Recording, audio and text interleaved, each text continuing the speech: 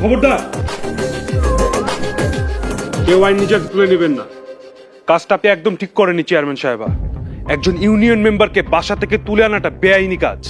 আমাকে আইন শেখানোর আগে চেয়ারম্যান বাড়িতে হামলায় যারা জড়িত তাদেরকে খুঁজে বাইর করে। একদম চুপ। তোমার মতো গোলামের কাছ থেকে আমার জ্ঞান নিতে হবে না। মিস্টার মিন্টু সাহেব গোলাম না, এই বাড়ির জামাই, আমার স্বামী। আপনার সাহস দেখে আমি অবাক হই। আপনি কার ডিউটিতে আসছেন? আসামিকে বাঁচাতে নাকি ভুক্তভোগীকে? ইউনিয়ন মেম্বার শুভকে বাসা থেকে তুলে আনার অপরাধে আমি আপনাকে চাইলেই গ্রেফতার করতে পারি, তাই বুঝে শুনে কথা বলুন। চেয়ারম্যান সাহেবা, আরেকটা কথা, একজন গোলামকে বিয়ে করলেই গোলামের পরিচয় ধুয়ে মুছে যায় না, বরং গোলামকে যে বিয়ে করে তার পরিচয়, সম্মান একই কাতারে চলে আসে।